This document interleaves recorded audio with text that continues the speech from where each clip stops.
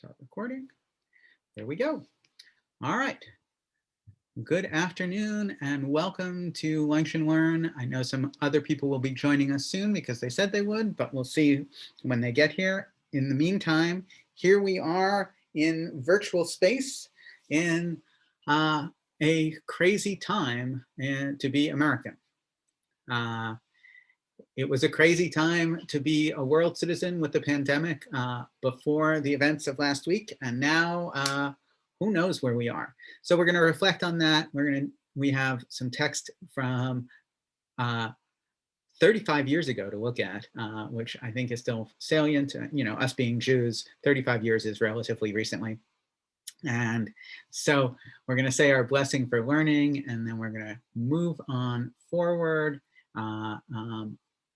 together. So our blessing for learning is Baruch Atah Adonai Eloheinu Melech HaOlam Asher Kiyishanu B'mitzvotav Vitzivanu La'asok B'divrei Torah. Praised are you, Adonai, our God, ruler of the universe, who sanctifies us with commandments and commands us truly to engage in matters of Torah. And what do we mean by that? Well, divrei are words, things, and Torah is at its base instruction. And to engage in is to do the business of. To do the business of words of Torah, to do the business of these matters, is to take them from the past and move them into the future, to figure out a way to work on them better. We are, as Jews and people interested in Judaism, a people who are constantly reevaluating where we are and how we got here. Our topic today, and I look forward to hearing questions from Bob and anybody else. I'll see if I can monitor our Facebook feed to see if anybody's saying anything. There we go. Right now we don't have anybody, but I'm interested in hearing what people have to think about this time. We have faced insurrection in the United States for the first time of substance since the Civil War,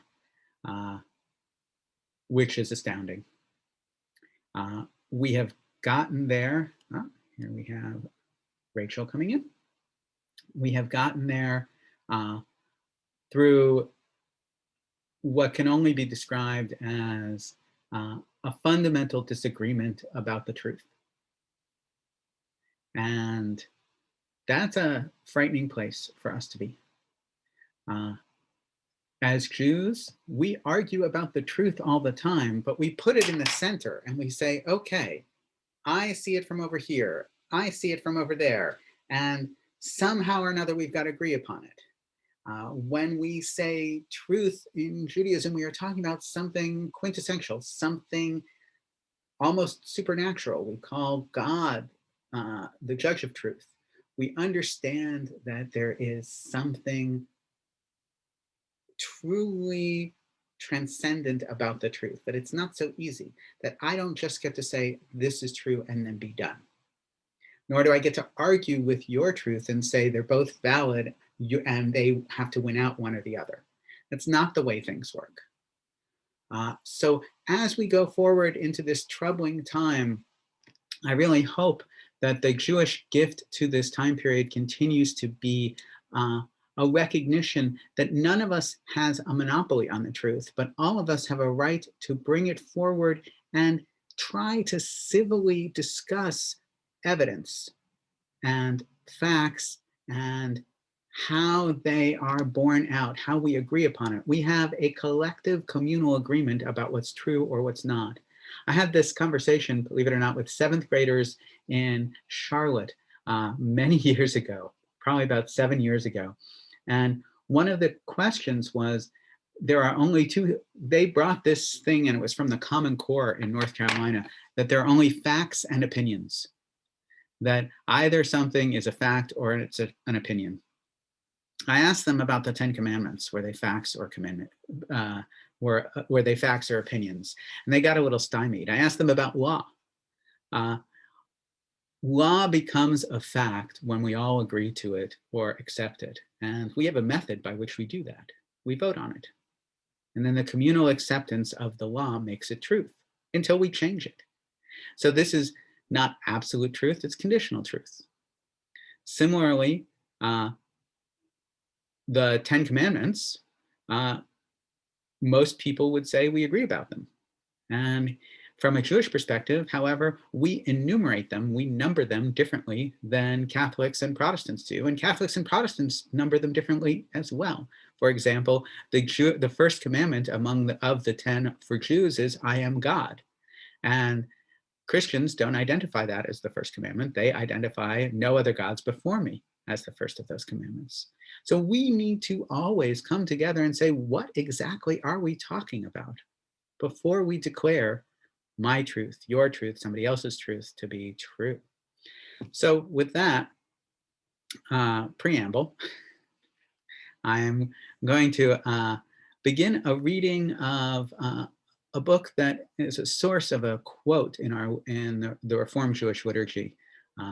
This is Michael Walzer, Exodus and Revolution. It was written in 1985, and I think it's pertinent today. And of course, all of you can argue with me one way or another, but I think, well, we'll see. So this is his introduction.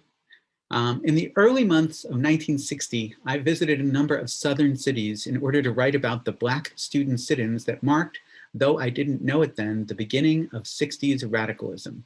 By the way, if you want an easy access book to read about the sit-ins and the freedom rides, one should check out the graphic novel by John Lewis, may his memory be for a blessing, called March. It's 3 graphic novels, I'm sure they're available in libraries now as well, titled quite simply March by John Lewis. I'll put it in the, and by graphic novels, they're like, you know, literary comic books, and well worth the read. And in Montgomery, Alabama, in a small Baptist church, I listened to the most extraordinary sermon that I have ever heard on the book of Exodus and the political struggle of Southern Blacks. There on his pulpit, the preacher, whose name I have long forgotten, acted out the going out from Egypt and expounded its contemporary analogs. He cringed under the lash, challenged the Pharaoh, and hesitated fearfully at the sea, accepted the covenant and the law at the foot of the mountain. The sermon struck me with a special force because I was, in 1960, a graduate student writing a dissertation on the Puritan Revolution, and I had read many sermons in which the book of Exodus figured as a central text or a reiterated reference. Indeed, in a long speech opening the first session of the first elected parliament of his protectorship, Oliver Cromwell described the Exodus as, quote, the only parallel of God's dealing with us that I know in the world. The parallel was not complete. We are thus far, through the mercy of God, said Cromwell, and warned against the return to bondage under the regal power. The Montgomery preacher presumably hoped for a more sustained parallel, and I hoped with him, and decided then to write about the Exodus and its political significance. So here we have Michael Walzer, a graduate student in 1960 in Montgomery, Alabama, comparing the revolutionary language of an African-American preacher with that of Cromwell, the Puritan Revolution in the 1600s. And we are looking at the Exodus as a constant motif in Western history. And why are we doing this today? Well, not just because we are in the middle of some strange times going on in Washington, D.C., but also because we are at the beginning of the reading of Exodus in Judaism. Our Jewish Torah cycle has us this week reading the second weekly reading of Exodus. We are started with chapter 6, verse 2. The reading is Va'era. And so today we are looking at Exodus and Revolution because this is a way in which we, as not just Jews, but also Westerners of all sorts, people from all different backgrounds, filter our understanding of how to engage with oppression, how to unseat oppression, and what to do about it. All right, any questions before we move on? And of course, it's interesting to connect Cromwell and civil rights. All right, since then, not surprisingly, I have found the Exodus almost everywhere, often in unexpected places. It is central to the communist theology or anti-theology of Ernst Bloch, the source and original of his principle of hope. We are thus far, said Cromwell, a door of hope is open. It is the subject of a book by Lincoln Steffens called Moses in Red, published in 1926, a detailed account of Israel's political struggles in the wilderness and a defense of Leninist politics. Worked out by, it plays a large part in the liberation theology worked out by Catholic priests in Latin America. In the 1970s, the most serious and sustained work on the Exodus was probably being done in countries like Argentina, Peru, and Colombia. If we take the Exodus as our theme, wrote the Argentine theologian Severina Croato, we do so because in it, Latin American theology finds a focal point and an inexhaustible light. Wherever people know the Bible and experience oppression, the Exodus has sustained their spirits and sometimes inspired their resistance. Certainly, the Montgomery preacher was working in a long tradition, which reaches back to the days of slavery and includes not only hope, but also celebration. So this is a poem from that time. Should the glad tidings o'er Egypt's dark sea, Jehovah has triumphed, his people are free. I'm looking at the footnotes to see if there's anything. This is from a book called Slave Religion, the Invisible Institution and the Antebellum South. So by the way, this has been a point of contention between Black Christians and white Christians in the United States for centuries. One of the things that I was asked by an African-American minister was whether or not I read my own values into text or whether or not I looked to the text to teach me values. And this is a pitfall for all people who use text as a lens through which we gain meaning. And the pitfall is, I believe this thing that I think is very important, whatever it may be. Is it okay for me to go into my text and find a quote that supports it? And the African-American minister was, for all intents and purposes, giving me a litmus test, seeing whether or not I was somebody who would use my holy text to prove my point at the expense of someone else. And this goes back to this whole truth question. The truth value of our text is, again, if we're starting from our blessing, la'asok b'divrei Torah, to engage in matters of Torah, of instruction, it's not to hear Torah, it's not to obey Torah, it's to engage in the business of divrei, multiple words of Torah, the back and forth, the finding out what the words mean, the argument about what they mean, the coming to some minimum, maybe temporary consensus that we agree that this word means this in this context for now, until we decide otherwise. So this minister was asking me, are you the type of person who would go and take your own argument and support it with a text willy-nilly just because? And I desperately try not to be that kind of person, because I think we can easily make any number of arguments that say, I am right and everyone else is wrong. But it's much more interesting to say, hey, here's this text. What does it mean? What does it mean to me? What does it mean to you? Is there some way we can utilize it to bring us together, to come together and do something more interesting going forward? Okay. Moving on, unless anybody has any questions before I continue.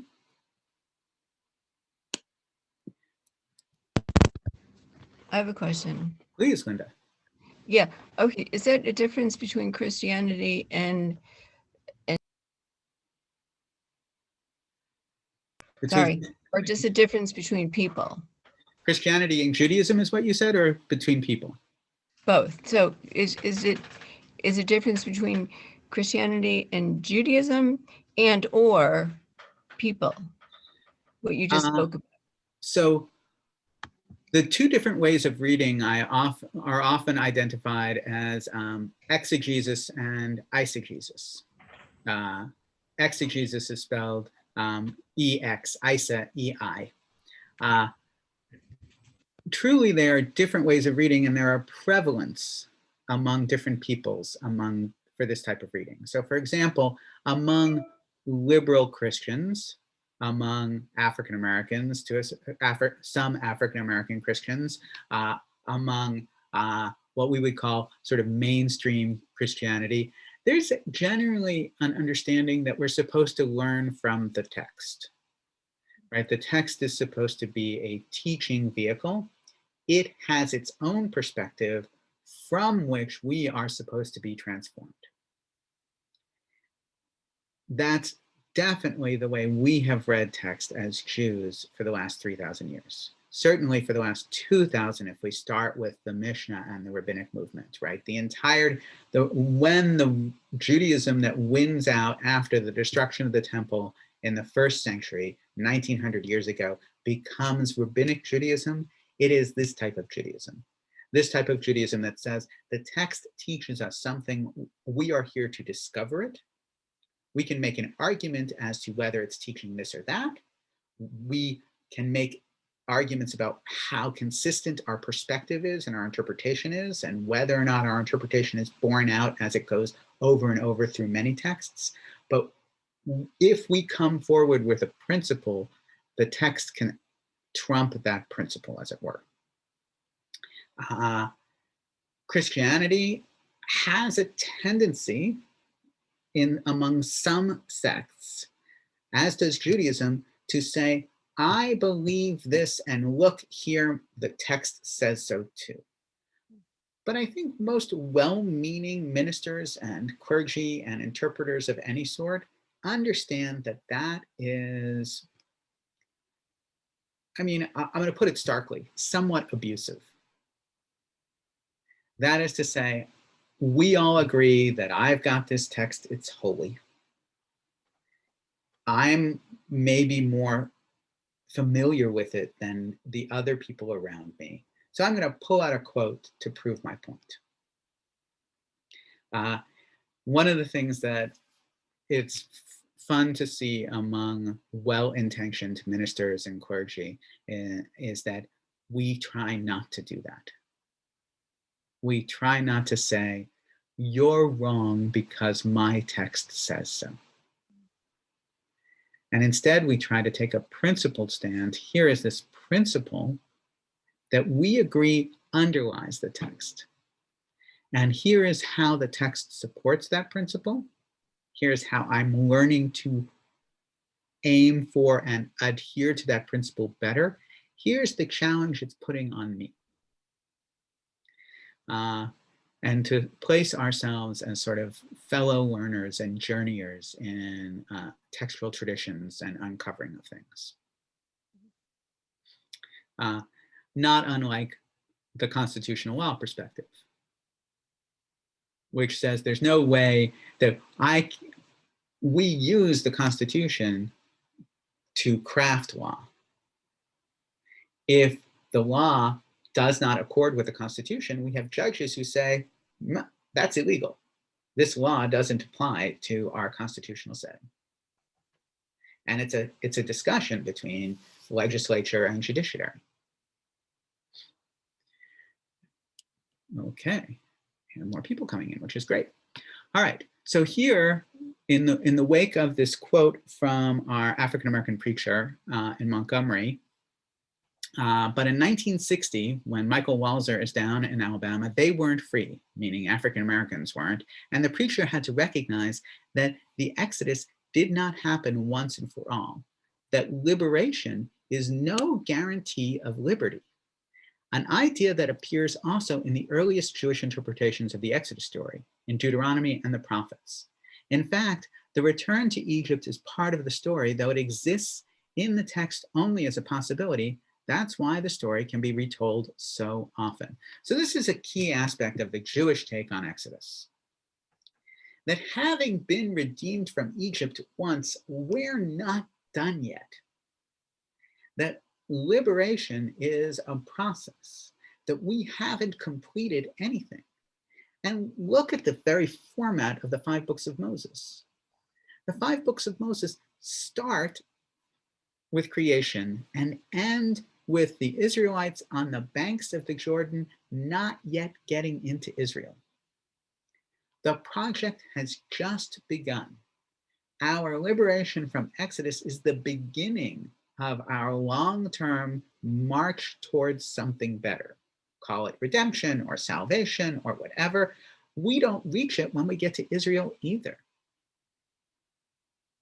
And we don't read the book of Joshua, the books of Judges, the book of Judges, the book of Kings, the book of books of Samuel, which come right after Deuteronomy, which talk about the Jews, the Israelites taking over Israel and attempting to rule it. We don't read them the same way we read the 5 books of Moses.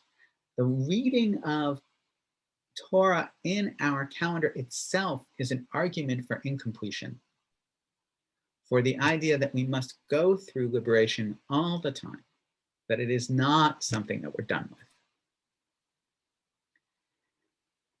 And of course, it comes up over and over again throughout Western culture. Here, Walzer continues, so common is the Exodus reference in the political history of the West, or at least of protest and radical aspiration in the West, that I began to notice when it was missing. Right? It's so common, it's throughout Western culture that it's unusual to not see Exodus cited. I mean, again, he just cited sources from communists to socialists to radicals of all sort. And of course, the American Revolution and the Puritans used it as well.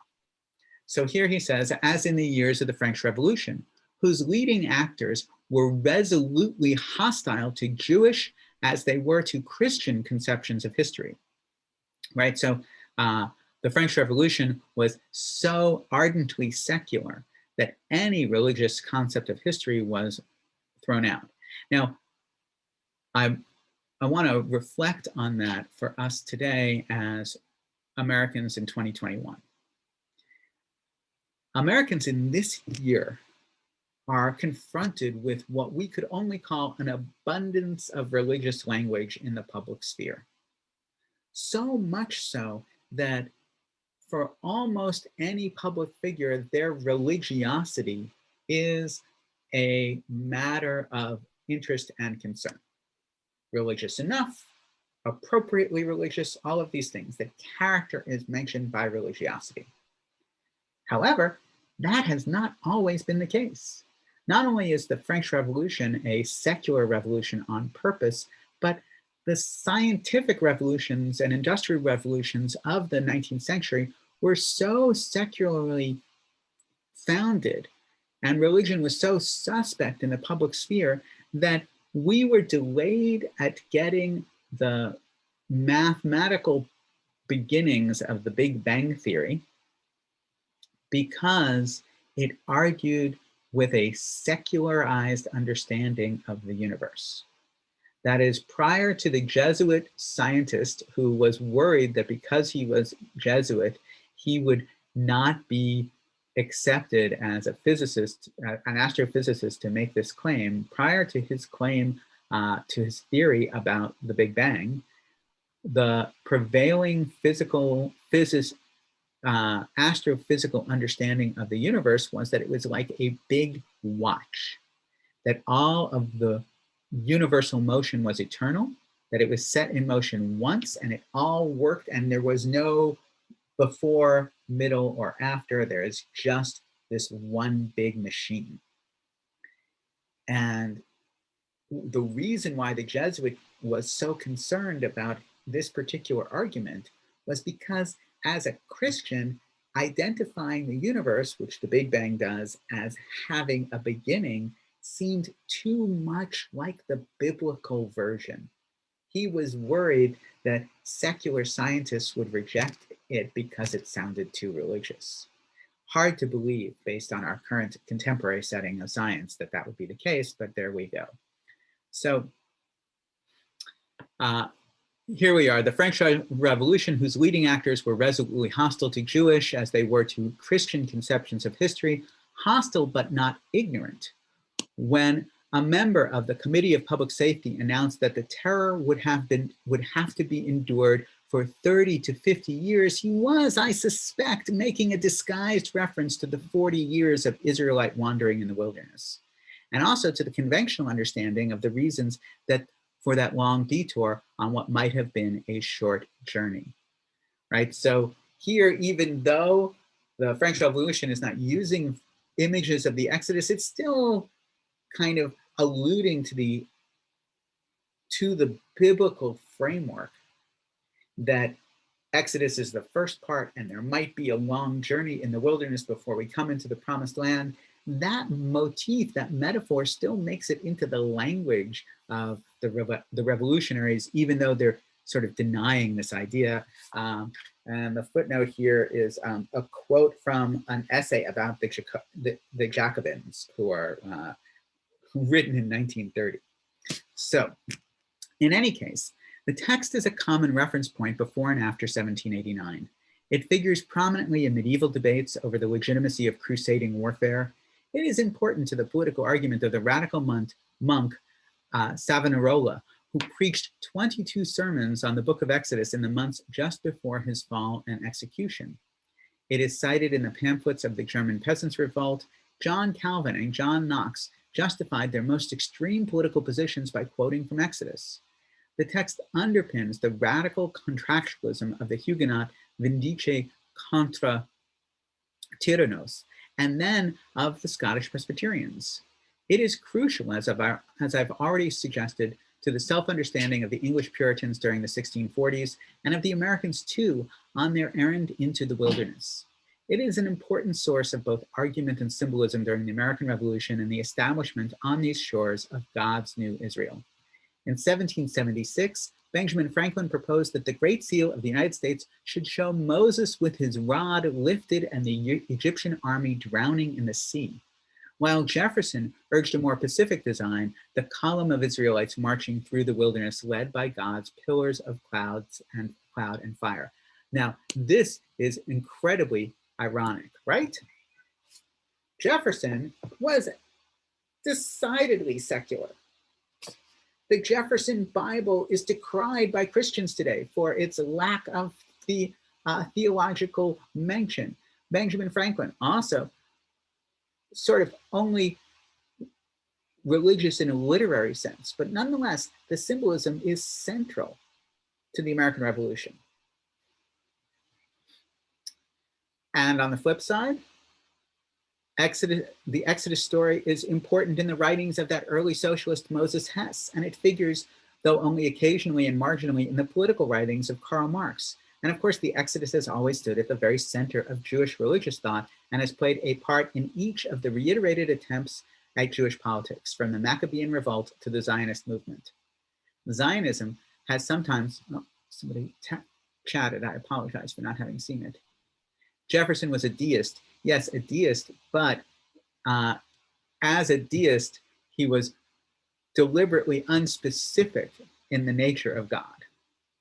Certainly, his idea that God cared about the Jewish people or the Christian people in particular would have been a stretch. Not an atheist, but I appreciate the correction, Rachel. Zionism has sometimes been conceived in messianic terms, which derive from the stand in tension with Exodus, which both derive from the stand in tension with Exodus thinking. But it is also a call for a literal Exodus, an escape from the oppression and a journey to the promised land. And the biblical narrative has provided much of its imagery. Other nationalisms too have found hope in the promise that seems to include whatever else it includes, the idea of political independence. The book of Exodus came alive in the hands of Boer nationalists fighting the British, and it is alive in the hands of Black nationalists in South Africa today. Of course, this is written in 1985, so today is a little old. So what do we see here? back to this question of truth, I can use this text and this message on both sides of every argument. By the way, we suffer for this as Jews. Jews are often identified as the villains at both ends, at any end of any political spectrum. We are identified as supporters of communists and supporters of capitalists, and by the Nazis and by the Stalinists in the 1930s and 1940s. We become everybody's villain. And when we talk about where we all stand, there were Jews standing with Nazis last week. People who had t-shirts that said, sweatshirts that said Camp Auschwitz on them. People who had a sweatshirt declaring that 6 million was not enough in last week's terrorist attack on our capital. We're standing with Jewish people who accompanied them. It is hard to tell who is calling what truth true at any given point. And here, our liberation story is used on all sides of the argument, from the creation of the state of Africa, of the nation of South Africa, to those opposing it because of its injustices against Africans. Michael Walzer continues, when I began to work in this book long after my visit to Montgomery, my intention was to give an account of the political history of the Exodus, to describe the ways in which the story was used, the purposes it served over the years. But I've decided now to attempt something bolder than that, and to make larger claims than would be possible within a purely historical account. I want to retell the story as it figures in political history, to read the text in the light of its interpretations, to discover its meaning in what it has meant. I want to argue that the uses of the text have not been violations, not inventions or mere inventions, and that the Exodus as we know it in the text is plausibly understood in political terms as a liberation and a revolution, even though it is also in the text an act of God.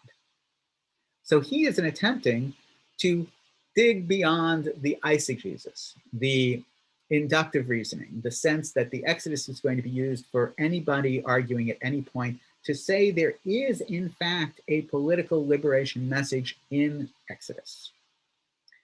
This argument, by the way, is supported by a teaching that I often cite by a colleague of mine and teacher of mine, Rabbi Michael Oblath.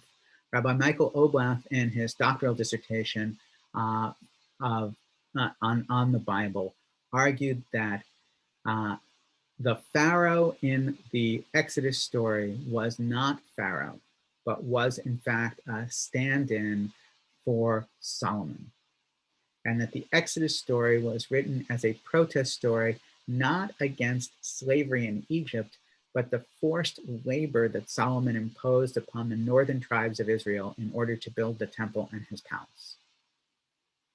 And that it was guised in a separate setting so that it could pass muster, pass censorship for all intents and purposes, so that it could be written into our national story as a way of underlining the degree to which Solomon did wrong by imposing forced labor on the northern tribes.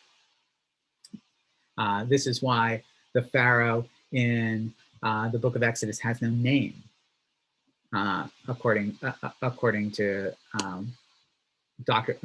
Rabbi Oblath, which is a very interesting idea, that here we have a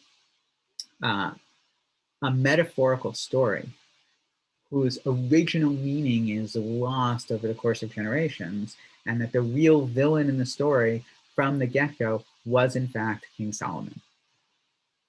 And that the political nature of the Exodus is clear, that it is against imposed labor on anybody.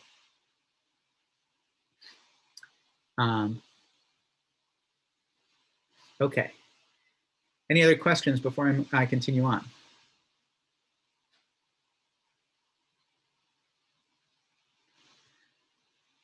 All right, so here we are in the middle of the page here. It says, have we paid sufficient attention, Croatto asks, to the fact that the first exemplary liberation event, which reveals the God of salvation, was political and social?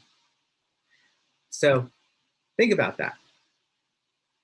In order to enter into relationship, into covenant with God, we have political and social liberation first. And this is an amazing statement about the nature of our Exodus text as part of Jewish culture.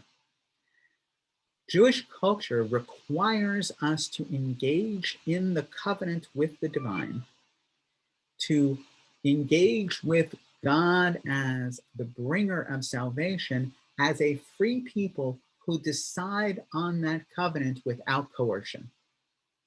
We must be free in order to engage in covenant.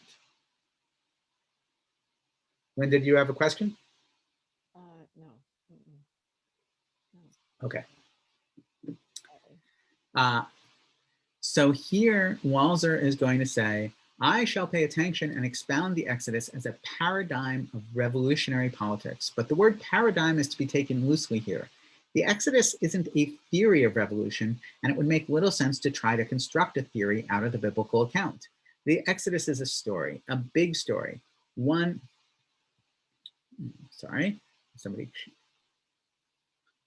What part of the liberation was social? So political and social here are being used in the, asks Bob, in the biggest of contexts. Political oppression also led to social constraint in the Egyptian story. Our Midrash says that Jews were not allowed to practice Judaism. Jews were not allowed to keep kosher or practice circumcision or do any of these things under the political oppression of the Pharaoh. And this, of course, is a motif that carries on through the history of Jewish recording of oppressions. Does that make sense, Bob? Okay. So it's not just political self-determination, it's also cultural self-determination. The Exodus is a story, a big story, one that became part of the cultural consciousness of the West. So the range of political events, different events, but a particular range, have been located and understood within the narrative frame that it provides. This story made it possible to tell other stories. In returning to the original text, I make no claims about the substantive intentions of its authors and editors, and I commit myself to no specific view of the actual history. This is a good proviso, right? A declamation of I'm not going to do this. I don't claim that we're going to have any actual historical claim to the Exodus, which I think is important. Generally speaking, we can identify this as a true story without necessarily identifying it as historically true. It is a true story because it teaches us something fundamental about who we are. It is not necessarily a true history, a record of what actually happened. What really happened, we don't know. We have only this story written down centuries after the events it describes, but the story is more important than the events, and the story has grown more and more important as it has been repeated and reflected upon, cited in arguments, elaborated in folklore. So this I would identify as a fundamental plank of Jewish thinking about text. Jewish text is important because we have treated it as important for a long time. We identify something as sacred because we treat it as sacred, and then we treat it as sacred for a while. And that while, the longer it is treated as sacred, the more sacred it becomes. I first experienced this in a very tangible way and a surprising way for me at the time when I showed up at the Kotel, the Western Wall in the old city of Jerusalem. For those of you who have ever been there, it is a wall. There are no symbols on it. There is nothing defining it as the holiest place in Judaism. on the surface. However, it has been treated as the holiest place in Judaism for so long that the stones, the air, the environment around it, the very ecosystem of the place is transformed. There is an electricity in the air around it that I can only feel is the results of 1900 years of focused Jewish human attention. And that as such, it is a transformative place. It is a place of central Jewish identity. It is a place that one can feel as one stands there. One doesn't even need to go up to the wall and touch it to find it transforming. One need only listen and breathe it in. And here, the same goes with Jewish text. When we treat something as holy, it becomes holy. Now, not immediately, but over time. So our relationship with the 5 books of Moses, which we have been reading on a weekly basis in public for 2,500 years, has led to us, and again, going back to the way we read it, has led to us transforming the nature of the text because of our attention to it. When we read a simple word in Hebrew that appears out of place in Torah, we then encounter every other person in the last 2,000 years who has read and commented on that word, and it becomes a point of discussion. This is why the translation of the very first word of Torah is an hour-long class, easily. Because it doesn't make sense in context, and therefore saying in the beginning as a translation for Bereshit is not merely mistaken, but inaccurate, and shows more about the ideology of the people writing those words than it does about the text it's interpreting. And that conversation is part of the holy conversation that is at the heart of Judaism, that our attention is not just transformative, but it's also open-ended. The meaning of the sacredness of the whole of the Kotel in Jerusalem is different for me than it is for other people, for you or for anybody else. It is different. I get to have my own sense of holiness there. I can't give it to anybody else. Furthermore, we argue over what that sense of holiness is. Not only do we not agree upon what we're feeling, we disagree about what it means. And that's okay. That's necessary. All right. But the story is more important than the events, and the story has grown more and more important as it has been repeated and reflected upon, cited in arguments, elaborated in folklore. Perhaps that was the intention of the authors. Certainly, they urged the repetition often enough. The Exodus belongs to a genre of religious and legal texts designed for public reading and rereading and for analogical application. We're supposed to read it out loud. We're supposed to apply analogy and lessons to it, and we're supposed to go back to it over and over again. The authors of such texts, whoever they are, cannot expect to exercise close control over their meanings. So just in case you wondered about the question of authorial intent in Judaism, this is a key aspect. We know that when we put something out there into the world, we no longer control it.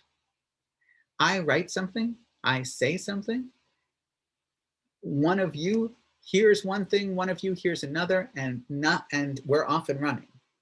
How much more so with a text that we have read once over and over again over the last 200 generations.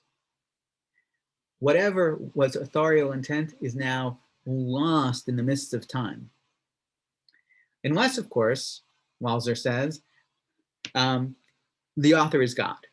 But God has obviously chosen not to exercise close control, and we must assume, along with one of the central strands of Jewish interpretation, that God intends all the meanings that God has made us capable of discovering. Since we are God's creation and we identify ourselves as in God's image, we must be doing God's work when we uncover something new in a text that we identify as coming from God as well. I shall consider only one of those meanings, but that one, Exodus's revolution, has had a consistent place in the interpretive literature over many centuries. It also has a firm foundation in the actual words of Exodus and Numbers. So here, his waffling is, I'm only going to look at Exodus's revolution, and I'm going to argue that it's really supported by the text itself. This may be only one interpretation, but on top of it, it's one interpretation that I feel pretty strongly about, and I'm going to attempt to prove it. Having our cake and eating it too is also a sign of Jewish hubris. Those words I shall read straightforwardly as they occur. As I've just said, there is no such thing as a straightforward reading of biblical text, but we'll let him have it. There are occasional confusions and obscurities in the text that has come down to us, but by and large, the literary artfulness of the final authors and editors has produced a remarkably coherent narrative. And this is true. As far as stories go, the Exodus arc of the story in the Torah is pretty clear to a certain extent. That is, there is something of a beginning, middle, and end. The effort of modern critics to disentangle authorial traditions, to identify earlier and later fragments within the narrative, has not, in my view, produced a better understanding of the Exodus story, certainly not of the story as it has been read and reread, cited, and elaborated. So, for those of you who don't know what he's alluding to here, what Professor Walzer is talking about is the nature of 19th and 20th century biblical criticism is to, and by criticism, not a critique, but critical thinking, is to in fact identify which section of the text is written by which author. So there's this idea that there are multiple authors to the text. I tend to agree with Michael Walzer here on this particular outlook, because it feels very clear that we are foreigners to this text in a way that people in the 9th, 8th, 7th, 6th, and 5th centuries of BCE, more than 2,500 years ago, were not. They are much closer to the Hebrew. And if they felt something didn't flow or didn't feel authentic, you can bet that they would have edited it to make it seem authentic and connected. That is to say, if something felt out of place and they could identify it as some other author, and they cared to make it all sound like one author, they would have done so as they were piecing the text together. Meaning their sensitivity to the text is far greater than ours.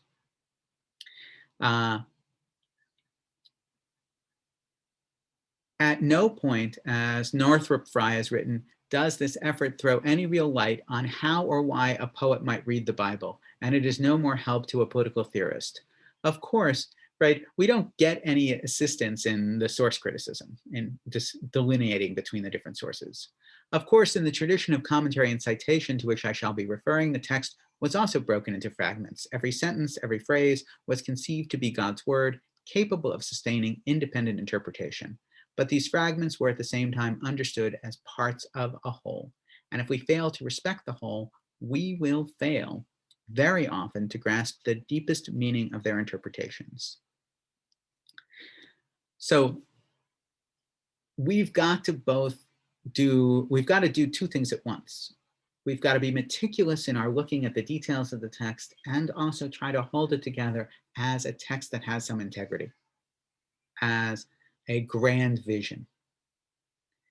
Perhaps, however, we should separate early and late interpretations and assign special value to the oldest readings of the story by the Deuteronomic writers and the prophets. So who does he mean by the Deuteronomic writers and the prophets? That is the later scribes, authors of the Torah, who compiled and redacted and edited the whole thing, and the prophets who probably had some input. those who wrote the books of the prophets, the second section of the Hebrew scripture. Some principle of nearness seems to require recognition here, though it is immediately necessary to add that even the earliest of the prophets did not share the circumstances or the sensibilities of the people who first told the Exodus story, even of the people who first wrote it down, and they could only imagine the experiences that the text describes.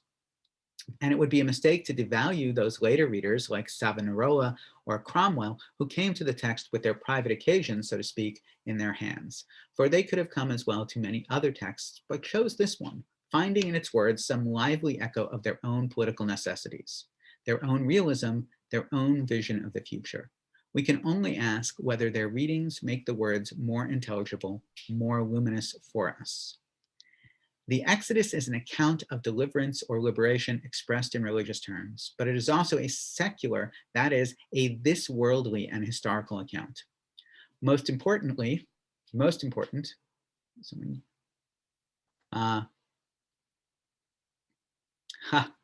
Bob asks, did you or Rabbi or Cantor at TBE once say the Torah is not written chronologically in order of appearance? Well, that's a whole nother topic. There are things, Rashi in the Middle Ages would say there is no before and after in the Torah, that in order to make sense of it, we have to come up with our own chronology, because the order in which it appears in the text is not necessarily the chronological order in which the text seems to indicate. So there are things that appear out of order, like, for example, the building of the tabernacle text and the golden calf incident, which is a whole big question. So yes, it's not an easy point-to-point narrative. Most important, it is a realistic account in which miracles play a part, but which is not itself miraculous. Were the story wholly miraculous, there would be no point to the interpretation I shall defend, or I would need to see through the miracles to some putative human reality behind them, imitating the contemporary theologian who writes that the biblical emphasis on divine intervention is peculiar to religious language. It does not mean that this is the way the Exodus occurred historically, right? We believe that there's human participation in liberation, that it's not just done by God, it's done by us.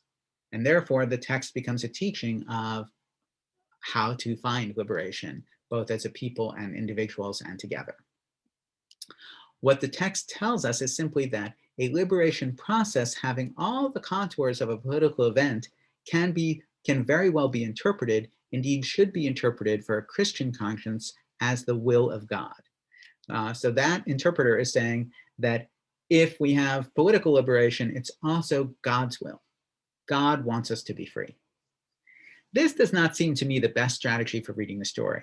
Far better to see where divine intervention is decisive and where it is not. Instead of saying it's all God's plan, try to see what we can do and where we need God. I'm more comfortable with that either as well. I don't particularly like the it's all God's plan response to almost anything. The Israelites are not, after all, magically transported to the promised land. They are not carried on the eagle's wings of Exodus chapter 19. They must march to get there, and the march is full of difficulties, crises, struggles, all realistically presented as if to invite human as well as divine resolution. In an early rabbinic commentary on Exodus, the famous sage Yehuda Anasi is quoted as saying, "Through the strength of God, Israel went out of Egypt. As it is said, by strength of hand, Adonai brought us out of Egypt." But the commentary continues, there is another interpretation in Jewish fashion. With an alertness of their own, Israel went out of Egypt, as it is said, and thus will you eat the Paschal lamb with your loins girded, your shoes on your feet, and your staff in your hand. I sympathize with the second interpretation, though in this case it strains the text. In any case, the two are not contradictory. Many men and women believing in God's mighty hand have nevertheless girded their loins, challenged the pharaohs of their own time, marched into the wilderness, and understood what they were doing by reading Exodus. Now I shall try to understand the story they read and retold to one another. All right, that's where we're going to stop today, because I want to at least begin to talk about what we mean by all this. We are in the middle of a number of countervailing, even contradictory, even opposing liberation narratives going on right now. One of the things that we need to be sensitive to is what people are asking for when they ask for freedom or demand freedom. And there are a lot of different definitions. One of the big ones is freedom from versus freedom to. The Exodus story is quite clear. Freedom from oppression, freedom from slavery, freedom to enter into the covenant. We are often focused in some segments of our society on freedom from oppression. Freedom from a police force that discriminates and picks on certain people more than others, which would lead to freedom to live one's life as a law-abiding citizen without being molested by law enforcement. I'm reading a book called Biased by Dr. Jennifer Eberhardt.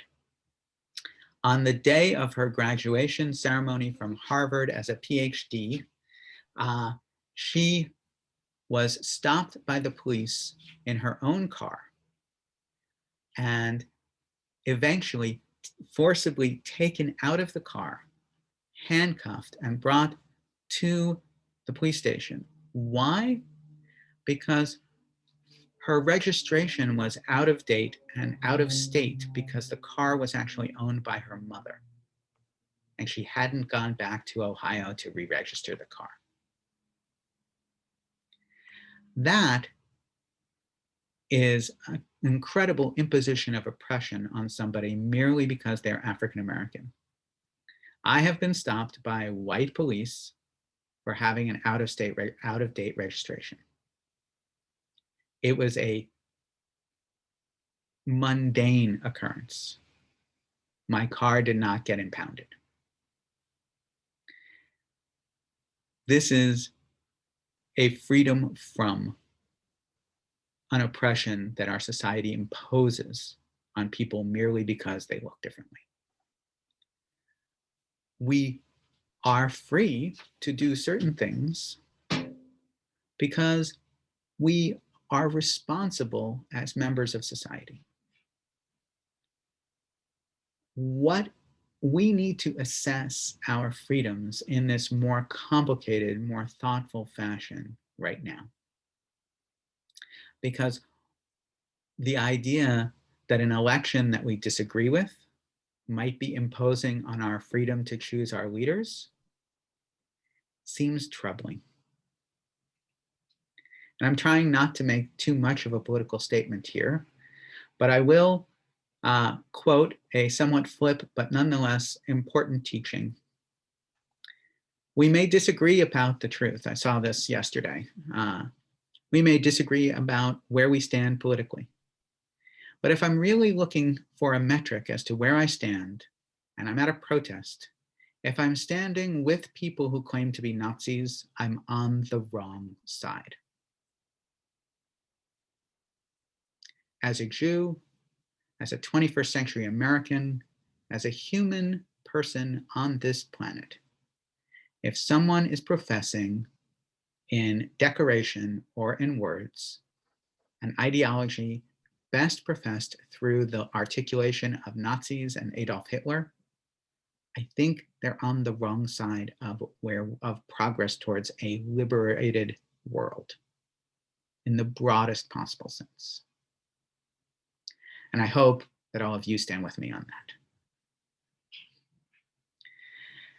And with that, I really welcome all of you to what is now our second event of Open Door Judaism, our new project. You can see all of our events at opendoorjudaism.org, our website. You can support us at opendoorjudaism.org, where you can click and donate. And thank you, Adina and Kurt, for standing with us. I appreciate it. This project is a new experiment. It is an experiment, even though I talked all this time in conversation and engagement. Community life is not built by large communal gatherings. It's built by small conversations turned into moments and actions of meaning. If there's something you feel you need to talk about with a rabbi or somebody who thinks maybe about stuff in a way that's different than you, call me, set up an appointment with me. I'm here to help figure it out. The goal of Open Door Judaism is the idea that we can create something in multiple ways, on multiple formats, in many conversations that's transformative, and we don't all need to be in the same conversation at the same time. We don't all need to be in the same synagogue at the same time in order to have meaningful experiences all over the place. We can supplement our synagogue life with a Jewish life that occurs in public and everywhere. So that's our goal. If you're interested in this conversation, obviously you're here, so I really appreciate all of you being here for it, and it will continue. Email me anytime, call me anytime. My email is all over the place, rabbijonathan@yahoo.com or rabbijonathan@opendoorjudaism.org. And I look forward to your questions, your comments, the ongoing conversation. Any final thoughts before we take off today? Thank you, Rabbi. Thank you, Bob. Thank you, Linda. Thank you, Rachel. Thank you, Sarah. Thank you, Susan. Thank you, Dina. I have a question. Please. What is your phone number? Yeah. I'm in Nevada. I didn't even know this was on today. I was hoping. Oh, sorry. That was only sent to Bob. I'll send it to everybody. Oh. Here we go. It'll be in the chat. Jonathan, it's Susan. Oh. Hi, Susan. Hi, I don't know if you can hear me. I put you on in the car, and I can then hear the you. video went off, and your hair's getting long too. Oh, God. Yes, we're definitely. I'm definitely in time. It's time for another pandemic haircut. Oh, no. I have not had one in 9 months, but we just got our shots this morning. Mazel tov. Oh, Thank wonderful. you. I am so Good. excited. I am just so excited. And I am delighted to listen to you because you know what a genius I think you are. You know what you give to me. You know what you've given to me. Shall I go on? You're too Call kind. me. Thank you. It is a pleasure to be reconnected. What we have here is a multi-state. There are, I think Rachel Barrett is on the West Coast. Adina and Kurt are in Carson City, Nevada. Susan and Bob are in and around Charlotte. Linda and Sarah are here in Western New York. So we have lots of stuff going on, and it doesn't matter where you are. Feel free to call, feel free to text or email me, and I look forward to the continuing conversation. Thank you all for showing up today. Thank you, Thank you, Jonathan. Jonathan. Bye. Bye, Give take your care. family big hugs. I will, you and you yours. I certainly will. Thank you.